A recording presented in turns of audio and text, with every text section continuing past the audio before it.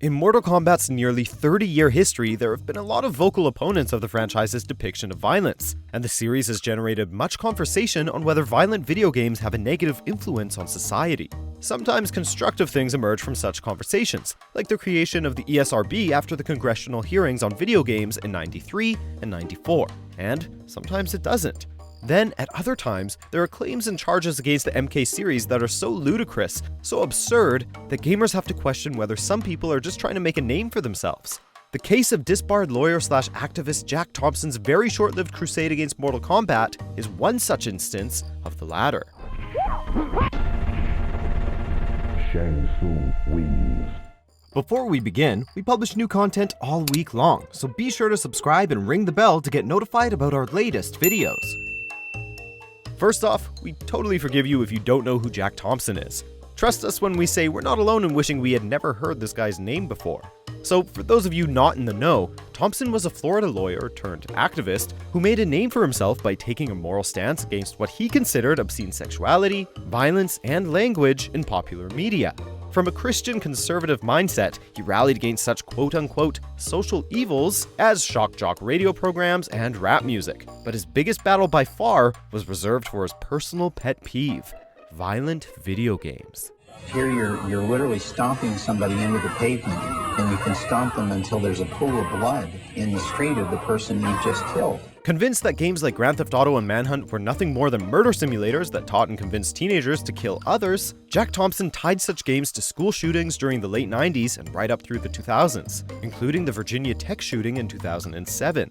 He gained an audience through his appearance on cable news stations like CNN and MSNBC, but largely his theory was criticized by the mainstream news and the legal system alike. This was all a game for this guy. It was a body count game. You don't know that, though.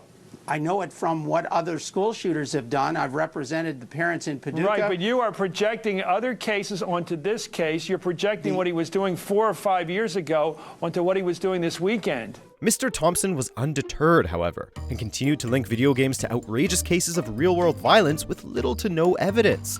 His main target was the Grand Theft Auto series during the early to mid-2000s, when he, on at least 5 separate occasions, tried to link GTA to violent murders across the United States, but his claims were thrown out in court due to lack of evidence.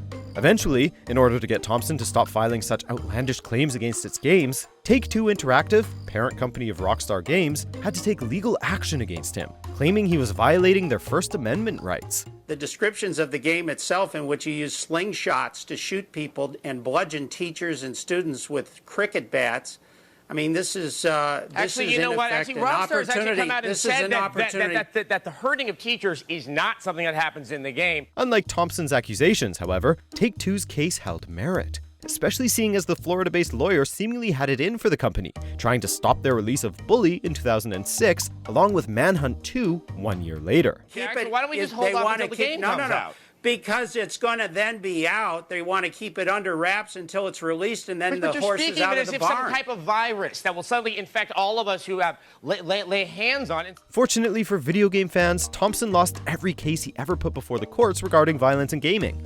That, tied with his very public persona and seemingly endless new cases against various media companies, gave him the reputation of someone seeking the limelight rather than a lawyer out to change the world for the sake of good. He played it hundreds of hours, which is primarily a cop-killing game.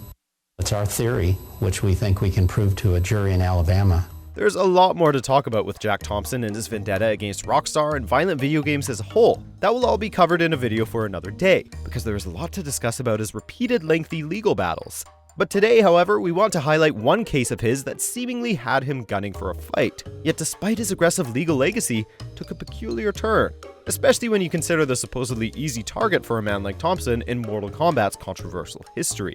And that menu offered him the split-second decision to kill the officers, shoot them in the head, flee in a police car, just as the game itself trained him to do. In 2006, Jack Thompson set his sights on Midway and Mortal Kombat Armageddon, seeing as the MK series is one of the most violent in the world of gaming. His claim, however, may have just been his most outrageous yet, and it truly brought into question whether the man even understood the medium he so often bashed publicly. By this time, roughly 1 year before he was hit with a gag order from Take-Two and with little to show for his years of activism, desperation for a victory, no matter how small, must have set in for Thompson. In the UK, they have laws that prevent the sale of adult and adult-themed, mature-rated games to kids. He claimed in a cease and desist letter to Midway that Mortal Kombat Armageddon used his likeness, name, and image without his consent, and thus he wanted distribution of the game to stop immediately or further action would be required.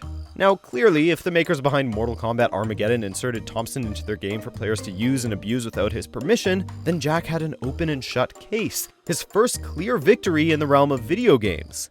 And every bullying expert who's aware of this game has predicted that this game will lead to real-world violence in schools. But it turns out that this suspected character was just a creative character that looked like the Florida lawyer.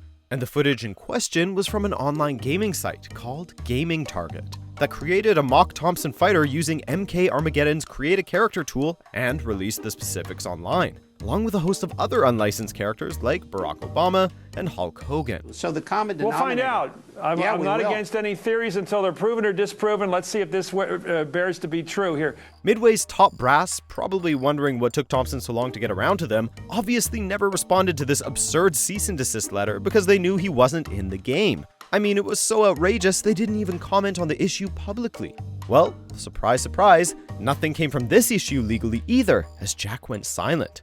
It's not unusual to see a cease and desist letter get ignored, or for no action to be taken. But given the repeated lawsuits he has filed against industry leaders as part of his transparent agenda, this change in direction seemed out of character for him. Though we can say that he didn't get a small victory, as he was successful in getting Gaming Target to remove the YouTube video that featured his Create a Character. You know, your poll of your viewers, who are mostly gamers, is interesting. Of course. But now, it flies in the face of all the science and all the medicine. But then again, the actual article showing how to create this character is still online, so hey, a victory is a victory, right? Well, no, maybe not. One thing's for sure though, Mortal Kombat wasn't slowed down by the Jack Thompson speed bump. Its 2011 reboot brought the franchise back to the great heights of the early 90s. MK10 was critically praised, and the recent release of MK11 has, well, let's just say it is controversial, but not for the traditional reasons. On the other hand, Jack Thompson's brief campaign against Mortal Kombat barely registers in a Google search. Let's go, Dad. Breaking your old man's heart. And maybe your face. Though Thompson kept badmouthing Take-Two Interactive after the company filed a lawsuit against him, as he rallied against the release of GTA 4 in 2008, the Supreme Court of Florida eventually disbarred him that same year due to his inappropriate behavior, and he's been largely quiet ever since. Yeah, we're hinting at something here. He failed to have any sort of meaningful impact against Mortal Kombat whatsoever, and he sure as hell hasn't slowed down GTA and Rockstar any. Thompson spent much of the past decade teaching civics classes to inmates at various Florida prisons, which was no doubt more suited to his educational and professional expertise than shouting loudly at video games. But don't count him out just yet. He made a brief comeback in January of 2018, once again linking video games to school shootings. But since it didn't make national headlines, we're not sure if he'll continue on with his holy mission or not. Only time will tell. If there was a David and Goliath video game, would you be fine with that? I wouldn't want my son hour after hour practicing the violent stuff. Check out these other great clips from MojoPlays, and be sure to subscribe and ring the bell to be notified about our latest videos.